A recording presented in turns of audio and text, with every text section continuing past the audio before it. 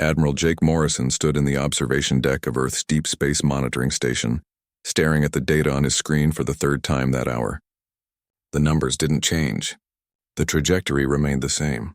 Something massive was coming toward their galaxy, and it was moving fast. "Run the analysis again," he told the junior officer beside him.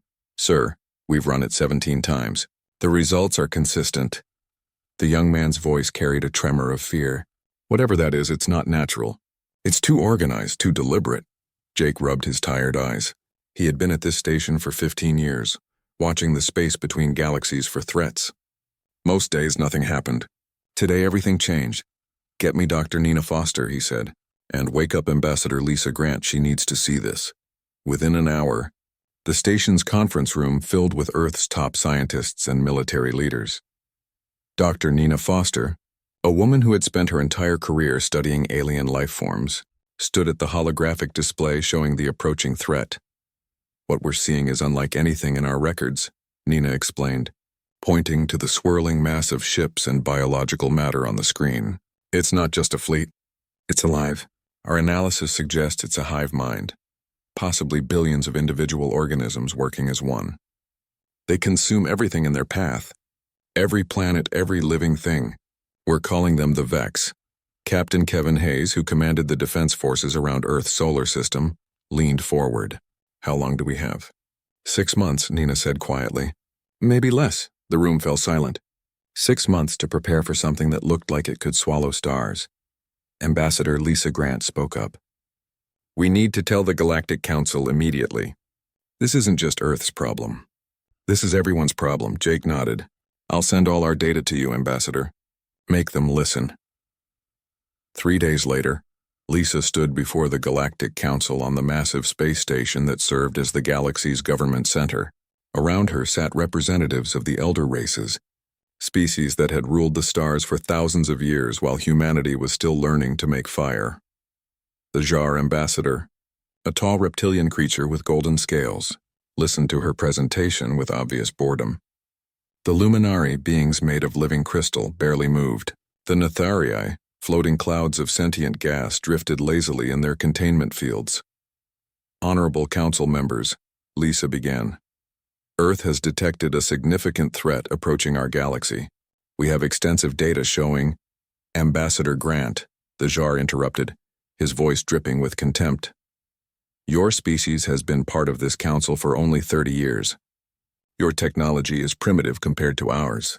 Perhaps your sensors are simply malfunctioning?" "Our sensors are working perfectly," Lisa insisted. "Dr. Nina Foster, one of our leading scientists, has analyzed this threat thoroughly. The Vex will reach the outer colonies in less than 6 months. We need to prepare defenses now." The Luminary representative's voice chimed like breaking glass. "We have monitored the space between galaxies for 10,000 years, young human. If there was a threat of this magnitude, we would have detected it first." "But you didn't," Lisa said, trying to keep her frustration in check. "We did. Please at least look at our data." The Nethari's whispering voice filled the chamber. "Humans are known for their fear and aggression. This is likely another manifestation of your violent nature, seeing enemies where none exist." Lisa spent 2 hours presenting Earth's findings. She showed trajectory calculations, energy readings, and projections of what would happen when the Vex arrived. The Council remained unmoved.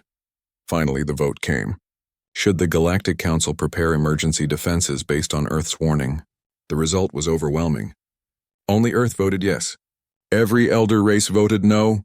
"The Council has decided," the Jar announced with satisfaction. "We will not waste resources on human hysteria." "This session is dismissed." Lisa returned to Earth devastated. In the station's command center, she found Jake waiting for her. "They didn't listen," she said simply. "I didn't think they would," Jake replied. "The elder races have been at peace for so long they've forgotten what real danger looks like. They think their technology makes them safe.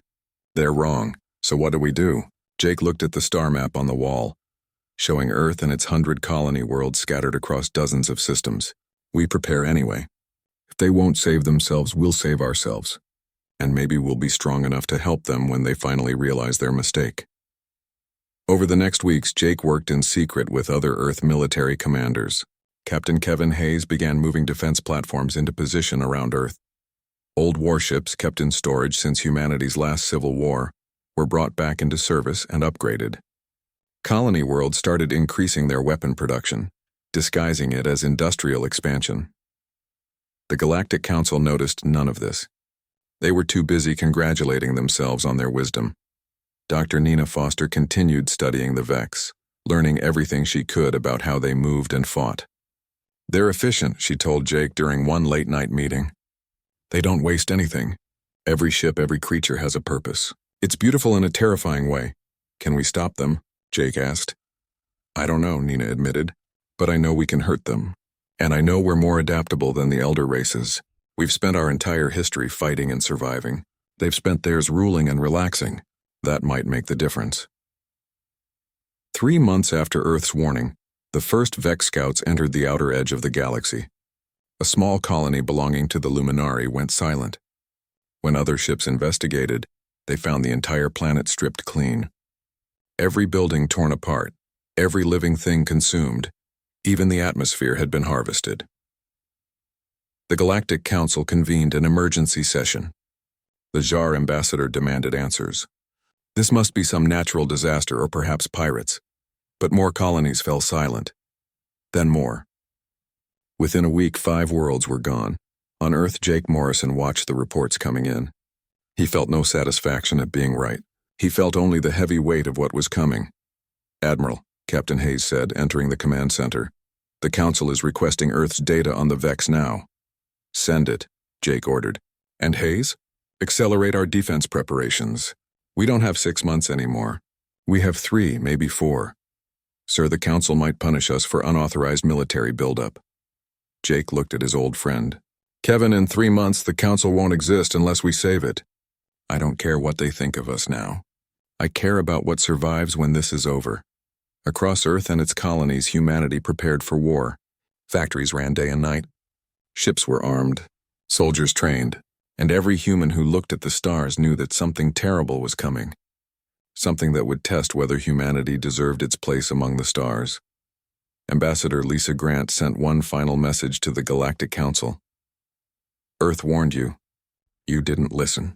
But we're preparing anyway. When you're ready to fight, we'll be here." The message was ignored. The elder races would learn their mistakes soon enough, and humanity would be ready to remind them that warnings exist for a reason.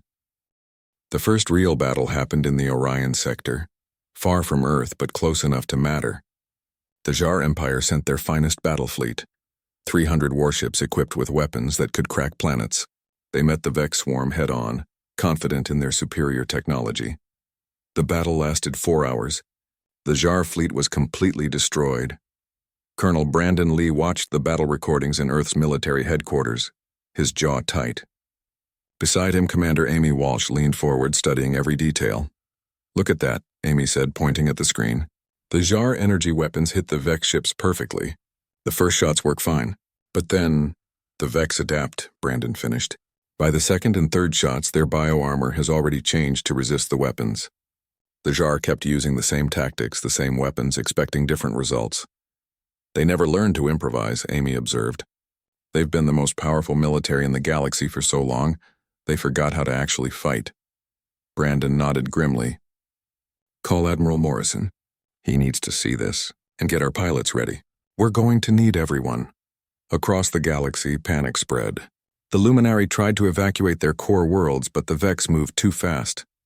The Nathari attempted to negotiate, broadcasting messages of peace in every language they knew. The Vex consumed them anyway. Within 3 weeks, 17 species had been wiped out completely. Hundreds of colonies went silent. Billions died. The Galactic Council finally acknowledged what Earth had been saying all along. They held an emergency session on their station, but now half the seats were empty. Those species were already gone. Ambassador Lisa Grant attended via hologram from Earth. She watched the elder races argue and blame each other. Watched them waste time pointing fingers instead of making plans. "Enough," she shouted, her voice cutting through the chaos. "You're acting like you still have time. You don't. The Vex are 3 weeks from reaching the core territories, 4 weeks from Earth. We need to organize a defense now or we all die." The Jar ambassador, one of the few survivors of their destroyed fleet, stared at her with hollow eyes. What do you suggest, human? Your warnings were correct. We should have listened. But what can we do now? We fight, Lisa said simply. But we fight smart. Earth has been preparing. We have plans. We have weapons. And we have something you've forgotten how to do. We know how to adapt. The Luminari representative, its crystal body dim with grief, asked, "What do you need from us?" "Everything," Lisa replied. "Every ship, every weapon, every resource. And you need to let us lead. Let Earth coordinate the defense. We're younger than you, less advanced than you, but we've never stopped fighting. Not in our entire history. We know how to do this." The council chamber fell silent. The idea of letting humanity lead was unthinkable just months ago. Now it was their only hope. The vote was unanimous. Admiral Jake Morrison became Supreme Commander of Galactic Defense. But Morrison wasn't just planning defense. He was planning rescue missions, too. "Colonel Lee," he said over the video link, "I'm sending you to the Luminary home system. They have about 2 million civilians trapped there. The Vex will reach them in 48 hours. Get them out." Brandon looked at the tactical display. "Sir, that's a suicide mission. We'd need to fly right through Vex-controlled space."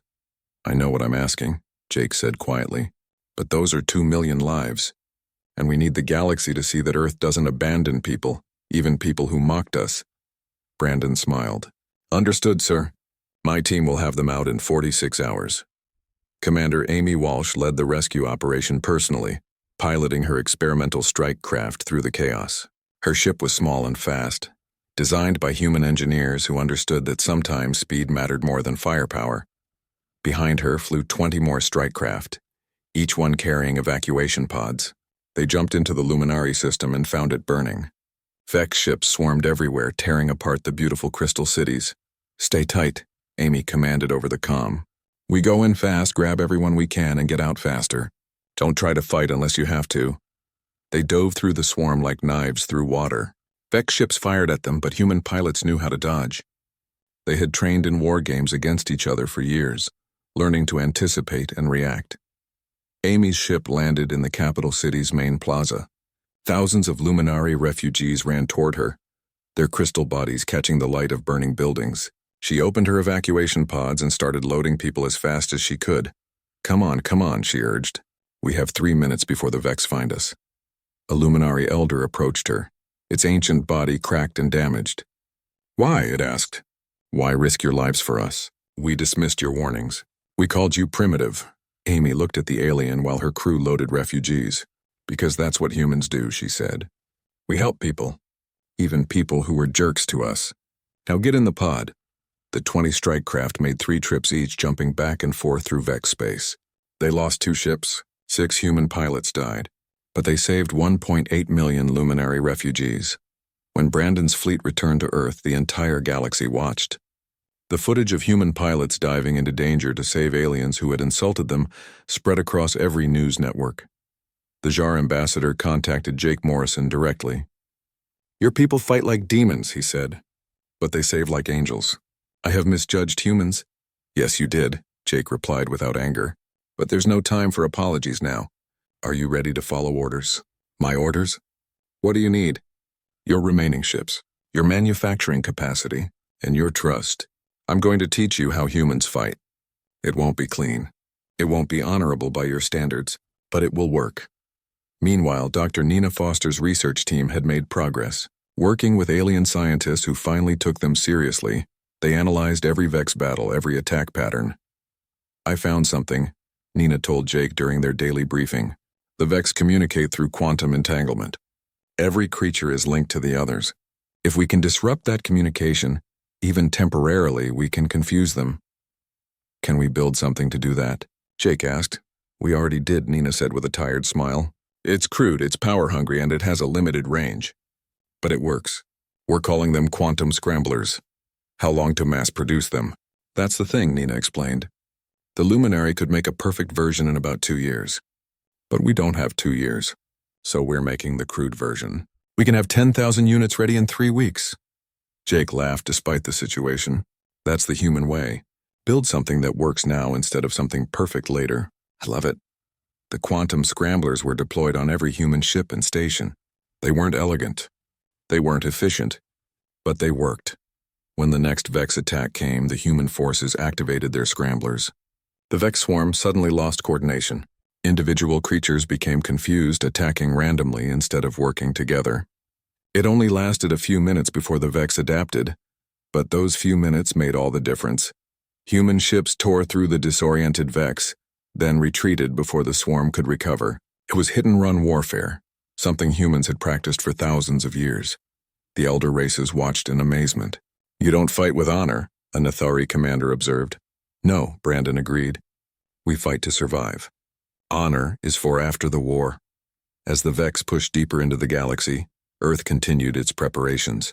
The Sol system became a fortress. Every moon held weapons platforms. Every asteroid had been mapped and equipped with mines. The space around Earth bristled with defenses that had been built over decades of paranoid planning. "Did you know about all this?" An amazed Luminari officer asked Lisa Grant. "Some of it," Lisa admitted. "Earth has always prepared for the worst. We hoped we'd never need it. We're glad we built it anyway." The Galactic Council relocated to Earth orbit, the safest place in the galaxy now. The elder races, humbled and desperate, looked to humanity for salvation. Admiral Morrison stood in Earth's command center, surrounded by displays showing the approaching Vex swarm. In 2 weeks they would reach the Terran line, the defensive perimeter humanity had established. "All ships report ready," Captain Kevin Hayes informed him. "Defenses are at maximum. Civilians are evacuated to the inner colonies." Jake nodded. "Then we're as ready as we'll ever be. Send a message to all forces, human and alien. Tell them we're not just defending territory. We're defending everything. Everyone. And humans don't lose when everything is on the line." The message went out across the fleet. Millions of beings prepared for the battle that would decide the fate of the galaxy. Earth's warning had been ignored. But Earth's retribution was about to begin. The Terran line stretched across 30 star systems, a defensive barrier that humanity had designed with cold calculation. Admiral Jake Morrison stood in Earth's command center, watching thousands of ships take their positions. Human vessels mixed with alien ships, all under his command now. General Tyler King entered the command center carrying a datapad. He was younger than Jake, but his eyes held the same hard determination. "Admiral, the Terran protocol is ready for distribution to all fleet commanders." "Show me," Jake said. Tyler activated the holographic display, showing a military doctrine that made the watching alien officers shift uncomfortably. It wasn't like anything they'd seen before. "Traditional galactic warfare focuses on honorable engagement," Tyler explained. "Ships face each other, exchange fire, and the better technology wins. The Terran protocol throws that out completely. We use ambush tactics, retreat when losing, attack supply lines, and adapt constantly. We fight like we're always outnumbered, because usually we are." A Jar commander watching the presentation looked disturbed. "This is dishonorable warfare. This is survival warfare," Jake corrected. "You've had the luxury of fighting with honor because you were always stronger than your enemies. We've never had that luxury. Every war in human history taught us the same lesson. Adapt or die. But some of these tactics," the Luminary officer said, "they seem cruel. Luring enemies into traps, feigning retreat, attacking from multiple angles." "War is cruel," Tyler said flatly. "Pretending it isn't doesn't make you noble. It makes you dead. The Vex don't care about honor. They only understand consumption. So we'll teach them about human stubbornness instead." The alien officers reluctantly agreed to follow the Terran protocol. They didn't have much choice. Captain Laura Bennett commanded the Defiant, humanity's flagship. It wasn't the biggest ship in the fleet or the most advanced, but it was tough and adaptable, just like the crew running it. Laura had been in space for 20 years, fighting pirates and rebels. She knew every trick in the book. "All stations, this is Bennett," she announced over the ship's intercom. "The Vex will be here in 48 hours. We've all seen what they can do. We've all lost friends and family to them. But we're humans. We don't quit. We don't surrender. And we sure as hell don't let monsters eat our galaxy. Let's show them what happens when you mess with Earth." The crew cheered. In the hangar bay, engineer Danny Rodriguez was already modifying weapons. Danny believed that every system should be adjustable in the field. He'd convinced the Defiant's captain to let him tear apart and rebuild half the ship's arsenal. "This pulse cannon," he explained to his team, "was designed to fire every 6 seconds. Too slow. I've modified the cooling system. Now it fires every 3 seconds. Sure, it'll burn out after an hour, but who cares? We can replace it after the battle. An alien technician looked horrified. You're pushing the weapon beyond its design limits. That's dangerous, Danny grinned. Everything we do is dangerous. But sitting here with outdated weapons is more dangerous. This is what humans do. We break the rules to stay alive. Similar modifications were happening across the entire fleet. Human engineers showed alien crews how to improvise, how to push systems harder, how to think creatively about weapons and defenses. Dr. Nina Foster worked with alien scientists to refine the quantum scramblers. They'd discovered that different frequencies affected the Vex differently. Some frequencies caused brief confusion. Others caused the Vex to attack each other. It's like jamming their radio signals, Nina explained to Admiral Morrison during a briefing. But we're still learning which frequencies work best. We'll need to experiment during actual combat. Do it, Jake approved. Every advantage matters. The Vex arrived at the Terran line exactly when Earth predicted. They came like a wave of darkness, millions of bioships blocking out the stars. The swarm was so massive that it took 3 hours just to finish emerging from hyperspace. Jake watched the enemy fleet appear and felt his stomach tighten. They were outnumbered at least 10 to 1, maybe 20 to 1. But he'd studied Earth's military history. Humans had won against worse odds before. All ships, he broadcast across every channel. Hold your positions. Do not engage until my order. Let them come to us. Make them fight on our terms, in our territory, in our traps. The Vex swarm moved forward expecting resistance. Instead, the outer defenses seemed empty. Abandoned stations drifted in space. Patrol ships fled. It looked like panic. The JAR commander contacted Jake, confused. Admiral, why are we retreating? We should meet them head on. That's what they expect, Jake replied calmly. That's what you did in the Orion sector. How did that work out for you? No. We let them come into our kill zone first. The Vex swarm pushed deeper into the Terran line, chasing what they thought were scattered defenders. Then they reached the asteroid field that humanity had prepared.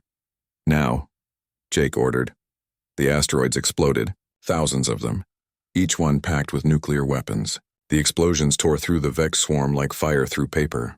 Entire sections of their fleet simply vanished in the blasts. Before the Vex could recover, human ships emerged from behind planets and moons, hitting the confused swarm from 6 different angles. Captain Bennett led the charge aboard the Defiant, her modified weapons firing faster than the Vex expected. Target their hive ships, Laura commanded. Take out their coordination centers first. The battle became chaos. Human ships darted in and out of combat, never staying in one place. They'd fire a volley, then retreat before the Vex could respond effectively. Then they'd attack from a different direction. The elder races watched in amazement. They fight like insects, a Nathari commander observed. Stinging and retreating, stinging and retreating. They fight like humans, Jake corrected. We learned warfare against each other.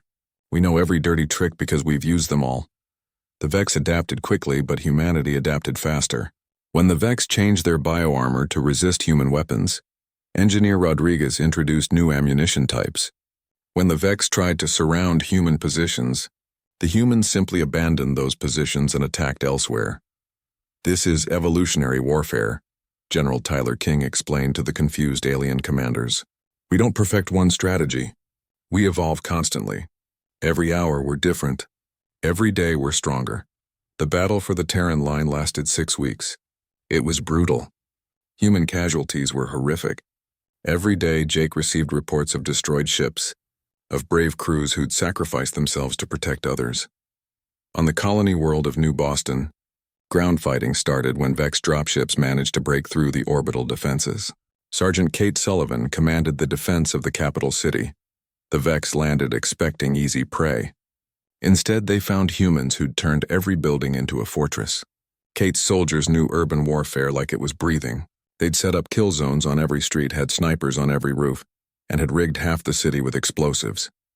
Let them come into the city, Kate ordered. Let them think they're winning. Then we close the trap. The Vex pushed into the urban center, their bioforms filling the streets. When they were committed, Kate gave the signal. Explosives detonated, collapsing buildings onto the Vex. Human soldiers opened fire from protected positions. The Vex found themselves fighting an enemy that knew every alley, every hiding spot, every advantage. Ground combat is our specialty, Kate told her troops. "We've been fighting on dirt and concrete for our entire species' history. These things are used to eating helpless civilians. Time to teach them what happens when the civilians shoot back." New Boston held. Barely, but it held. Across the Terran line, similar stories played out. Humanity bled, but humanity held firm, and slowly the tide began to turn. Dr. Nina Foster made a breakthrough during the 4th week of fighting. While analyzing captured Vex biomatter, she found something unexpected. "Admiral," she contacted Jake urgently. "I found it. The Vex have a central nexus, a queen basically. She's coordinating the entire swarm. If we can kill her, the whole invasion collapses." Jake felt hope for the first time in weeks. "Where is she?" "That's the problem," Nina admitted. "She's somewhere in their fleet, protected by millions of drones. We'd need to fight through their entire force to reach her." Jake looked at the tactical display, at the terrible battle still raging across 30 systems. Then he made his decision. "Then we go on the offensive," he said. "We don't just defend anymore, we attack. We find that nexus and we kill it." General Tyler King looked shocked. "Sir, we're barely holding the line now. An offensive could cost us everything." "Defending costs us everything slowly," Jake replied.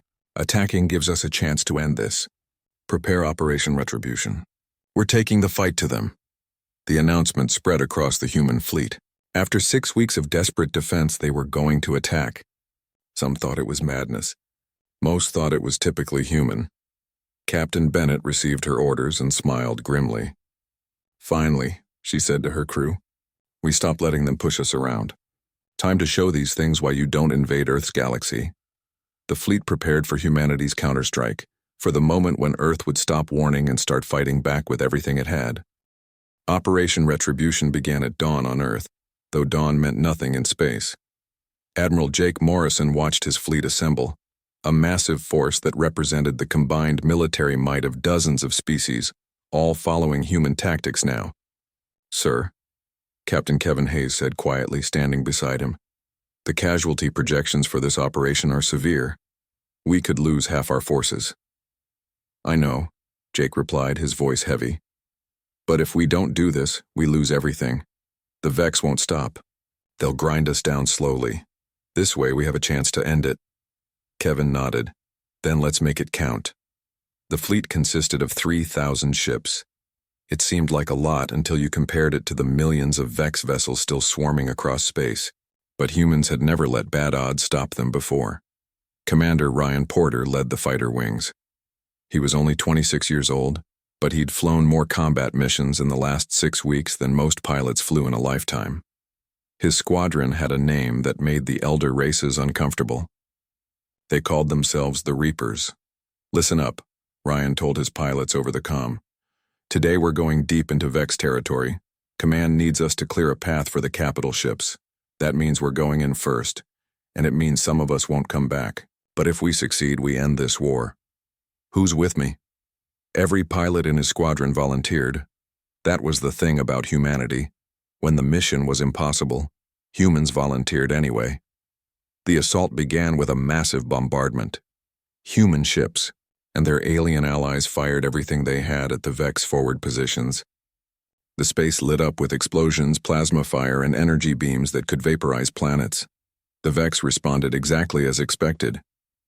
They swarmed toward the attack, millions of bioships converging on what looked like humanity's main force. But it was a diversion. While the Vex focused on the frontal assault, Captain Laura Bennett led the real strike force around the flank.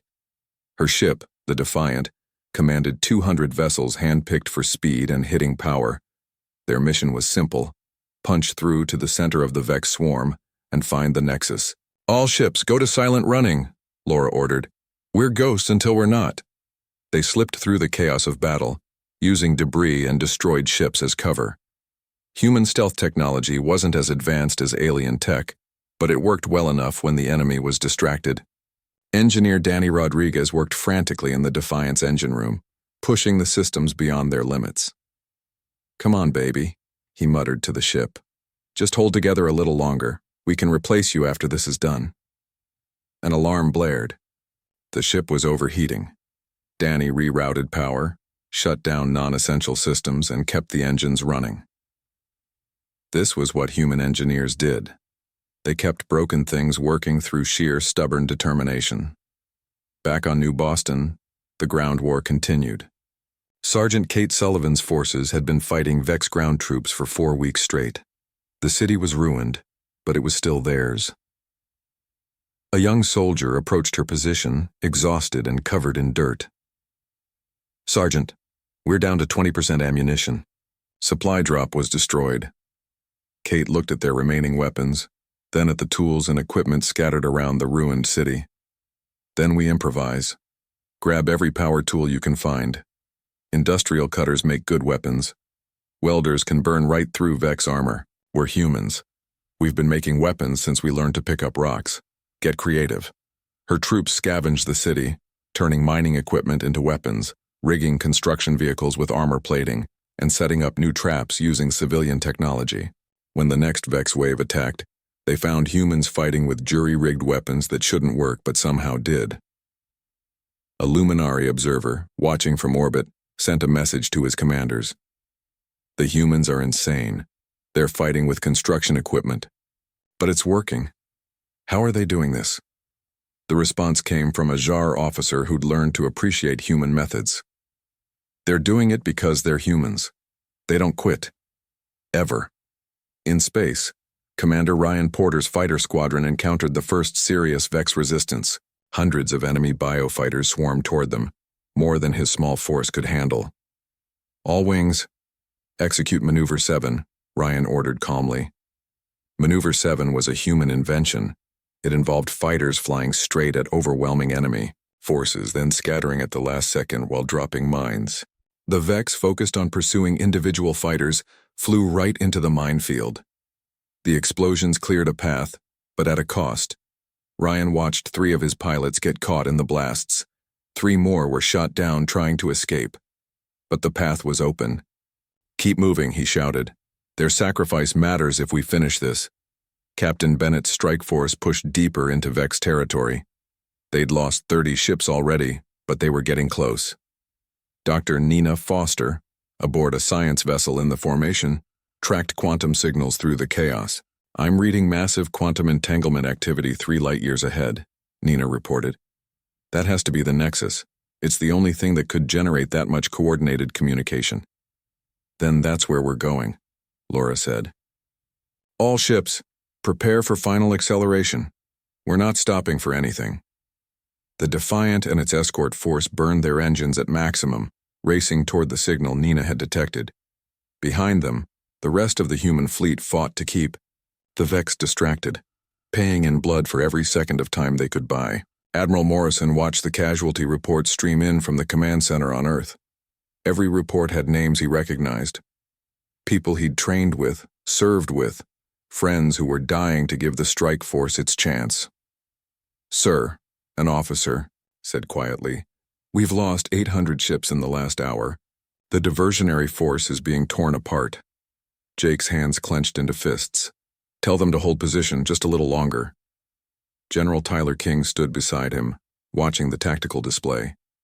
"You know most of them won't survive this." "I know," Jake said, his voice breaking slightly.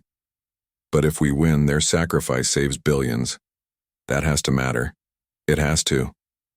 Bennett's strike force reached the signal source and found something impossible. The Vex had hollowed out an entire moon, turning it into a massive biostructure. The Nexus was inside, protected by thousands of layers of living tissue and millions of drone ships. "That's our target," Laura said. "Ideas on how to crack it?" Danny Rodriguez had one. "Captain, our antimatter reactor is damaged anyway. If we overload it and crash the ship into that moon, the explosion should penetrate deep enough to reach the Nexus." Laura was quiet for a moment. "That's a suicide run, Danny." "Yes, ma'am," he agreed. "But it's the only way. And honestly, after 6 weeks of this hell, I'm tired. We all are. But we can end it. Right here, right now. Isn't that worth it?" Laura looked at her crew. They were exhausted, wounded, running on spite and coffee. Every one of them nodded. "Then we do it," she decided. "But we're not just crashing blindly. We go in shooting. We tear through those defenses and make sure the Nexus knows humans are coming. The Defiant and its remaining 30 escort ships charged the moon. Vex drones swarmed them by the thousands. Ships exploded every few seconds, but humans didn't stop. Commander Ryan Porter's fighters flew alongside them, clearing a path. "Reapers, this is it," he shouted over the comm. "Everything we've got. Make it count." The fighters dove at the Vex defenses like bullets, their weapons blazing. Some carried extra antimatter warheads, turning themselves into guided missiles. Others flew protection for the Defiant, drawing fire away from the capital ship. Engineer Maria Chen, commanding a mining ship that had been converted into a warship, rammed her vessel into a Vex hive ship 3 times her size. The collision destroyed both ships, but cleared a crucial gap in the defenses. "For Earth," she screamed as her ship exploded. The Defiant pushed through the burning debris, its hull melting from the heat of 1,000 weapons hitting it at once. Laura Bennett sat in the captain's chair, hands steady on the controls, guiding her dying ship toward its target. "All crew to escape pods," she ordered. "That's an order. Get out while you can." "With respect, Captain," Danny Rodriguez replied from engineering. "We're not leaving. We started this together. We finish it together." Laura felt tears on her face but kept flying. The Defiant's hull was nearly gone now. The ship held together by emergency force fields and desperate prayers, but they were close. So close. "Admiral Morrison," Laura broadcast back to Earth. "We found it. We're going to end this. Tell everyone. Tell them we were here." On Earth, Jake Morrison heard those words and felt his heart break. But he answered clearly, "The galaxy will remember, Captain. Humanity will remember. Give them hell." The Defiant, with its skeleton crew still aboard and its reactor deliberately overloading, crashed into the surface of the Vex moon. The ship tore through kilometers of biomatter, its momentum carrying it deeper and deeper into the structure. At the center, they found the Nexus. It was beautiful and terrible, a massive consciousness that pulsed with alien thought. Captain Laura Bennett looked at it through her cracking viewport and smiled. "You should have left us alone," she said. The Defiant's reactor detonated. The explosion vaporized the moon from the inside out, a miniature supernova that could be seen across the star system, and the Nexus died. The moment the Nexus died, everything changed. Across the galaxy, millions of Vex ships simply stopped moving. The coordinated swarm that had torn through space for months became a confused mass of individual creatures with no direction. Without the Nexus guiding them, the Vex were just animals. In Earth's command center, Admiral Jake Morrison watched the tactical display change. Enemy signatures that had been red turned yellow, then gray. The organized formations fell apart into chaos. "It worked," he whispered. Then louder, "It worked. All ships the Nexus is destroyed begin cleanup operations. Target individual Vex vessels. They're confused and vulnerable. End this now." The human fleet, battered and bleeding, rallied for one final push. Ships that could barely fly charged forward. Crews running on pure adrenaline manned their weapons. After 6 weeks of desperate defense and 1 day of horrific assault, humanity saw victory. Commander Ryan Porter, one of the few pilots from his squadron still alive, led the attack on the drifting Vex ships. "Reapers, form up. These things killed billions. Let's return the favor." His remaining fighters tore through the defenseless Vex with methodical precision. No mercy, no hesitation. This was Retribution. On New Boston, Sergeant Kate Sullivan received the news that the Nexus was dead. She looked at her exhausted troops at the ruined city they'd defended for a month, and finally let herself feel the weight of it all. "We won," she told her soldiers. "The Vex are done. New Boston held." The troops cheered, but it was a tired cheer. They'd paid too high a price to celebrate properly. Half their force was gone. The city was rubble. But they'd survived. Humanity survived. The cleanup took 3 days. Every Vex creature in the galaxy had to be hunted down and destroyed. The elder races helped, following human tactics one final time. The Jar showed surprising efficiency at orbital bombardment. The Luminari used their crystal ships to create killing fields of focused light. Even the peaceful Nathari helped, using their gas-based bodies to infiltrate Vex ships and destroy them from within. When it was over, When the last Vex bioship was reduced to atoms, the galaxy fell silent. The cost became clear in the following weeks. Earth had lost 40% of its military forces. 23 colony worlds were completely destroyed. 15% of humanity's total population was dead. The numbers were staggering, but the elder races had fared worse. The Jar Empire, once the most powerful force in the galaxy, was reduced to a fraction of its former strength. The Luminari had lost their home system entirely. 17 species were completely extinct, and humanity, the young upstart race that everyone had dismissed, had saved them all. The Galactic Council met on Earth 3 weeks after the final battle. This time, every surviving species sent representatives. This time they listened. Ambassador Lisa Grant stood before the assembled aliens. She looked different now, older, harder. The war had changed everyone. We gathered to remember, she began, to honor those who died, to acknowledge what we've lost, but also to make sure this never happens again. She activated a holographic display showing the faces of fallen heroes. Captain Laura Bennett and her crew aboard the Defiant, the pilots who'd sacrificed themselves to clear a path, the soldiers who'd held the line on 100 worlds, humans and aliens together. Earth warned you, Lisa continued, her voice strong. You didn't listen. That's not an accusation anymore. It's just history. What matters now is what we do next. Do we forget this lesson? Do we go back to our old ways, comfortable and unprepared, or do we learn? The Jar ambassador stood. His golden scales were dull now, tarnished by weeks of combat. Ambassador Grant, humanity has proven itself beyond any doubt. You fought when we despaired. You led when we couldn't. You sacrificed when we hesitated. On behalf of the Jar Empire, I formally apologize for dismissing Earth's warning. We were arrogant. That arrogance killed billions. Other ambassadors rose one by one, offering similar apologies. The Luminari, the Nathari, species that had survived and species speaking for those who hadn't. Lisa accepted each apology with grace. But then she said something unexpected. We don't want your apologies. We want your commitment. The galaxy needs to change. We need a real military, not ceremonial fleets. We need early warning systems that actually work. We need to be ready for the next threat, because there will always be a next threat. What do you propose? Asked the Luminari representative. Admiral Jake Morrison stepped forward. He'd been standing in the back, but now he joined Lisa at the front. Earth proposes a new galactic defense force, he said. Trained to human standards, ready to deploy immediately. Never again should we be caught unprepared. Never again should billions die because we were comfortable. The council chamber erupted in discussion. The idea was revolutionary. A standing army went against 10,000 years of galactic peace. But they'd seen what happened when peace made them weak. The vote was unanimous. The Galactic Defense Force was created with Admiral Morrison as its first commander.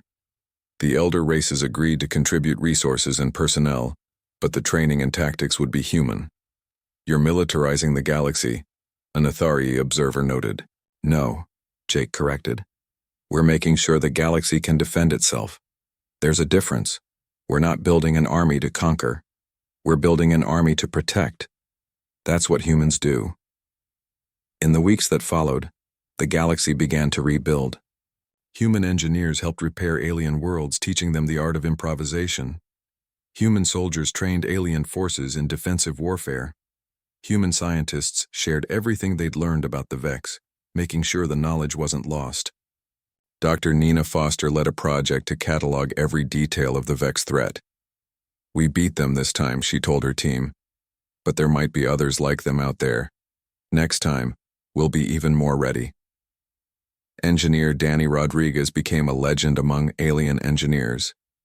He survived the Defiant's destruction, having been forced into an escape pod by Captain Bennett at the last moment. Now he traveled to alien worlds, teaching them that sometimes a crude solution that works is better than a perfect solution that's too late. Don't overthink it, he told a group of confused Luminari students. Your species spends years designing the perfect weapon. By the time it's done, the war is over. Build something good enough, build it fast, and improve it as you go. That's the human way. Sergeant Kate Sullivan received a medal from both Earth and the Galactic Council. She didn't care about medals. She cared that New Boston was being rebuilt, that her soldiers were going home, that children would grow up safe. "What are you going to do now?" a reporter asked her. "Train the next generation," Kate answered. "Make sure they know how to fight, how to survive. Because humans don't just hope for peace. We prepare for war." Commander Ryan Porter, now promoted to captain for his actions during Operation Retribution, took command of the new fighter wing for the Galactic Defense Force. His squadron was mixed now, humans and aliens flying together. "Can you teach us to fly like human?" a young JAR pilot asked him. Ryan smiled. "Flying isn't the hard part. What I'll teach you is to never give up, even when you're outnumbered. Even when you're outgunned. Even when victory seems impossible, that's what makes a pilot. That's what makes a warrior." 6 months after the war ended, the Galactic Council held a special ceremony. They unveiled a memorial on Earth, a massive structure of stone and crystal that listed every being who died fighting the Vex, humans and aliens together. Billions of names. Ambassador Lisa Grant stood before the memorial with tears in her eyes. "This is why we fight," she said to the assembled crowd. "Not for glory, not for honor, for them, for everyone who won't see tomorrow because they gave everything for today." Admiral Morrison stood beside her. "And this is why we prepare," he added. "So the next threat doesn't claim billions. So the next warning doesn't go unheard. So the next generation has a chance to live in peace, even if we have to fight in war to give them that chance." The ceremony ended, but the memorial remained, a permanent reminder of the cost of ignorance and the price of survival. That evening, Jake Morrison sat alone in his office, looking at the stars through his window. Captain Kevin Hayes found him there. "You okay, sir?" Kevin asked. "I keep thinking about everyone we lost," Jake admitted. "Laura Bennett, all those pilots, the millions who died because the council didn't listen. Was it worth it?" Kevin was quiet for a moment. "We saved the galaxy, sir. Trillions of lives continue because of what we did. Yeah, the cost was horrific, but the alternative was extinction. It had to be worth it." Jake nodded slowly. "I just hope we never have to do something like this again." "We won't," Kevin said, "because now the galaxy listens to us. Now they're prepared. You changed everything, Admiral. Humanity changed everything." "We didn't want to change anything," Jake said. "We just wanted to survive." "And that," Kevin replied, "is why we won. The elder races forgot that survival requires vigilance. Humans never forget. We evolved in danger. We survived in blood. And we never, ever stop watching for threats." Jake looked at the new defense satellites orbiting Earth, at the patrol ships moving through the Sol system, at the galaxy that humanity now helped protect. "The JAR ambassador asked me yesterday if Earth plans to dominate the galaxy now," Jake said. "If we're going to use our military strength to rule." "What did you tell him?"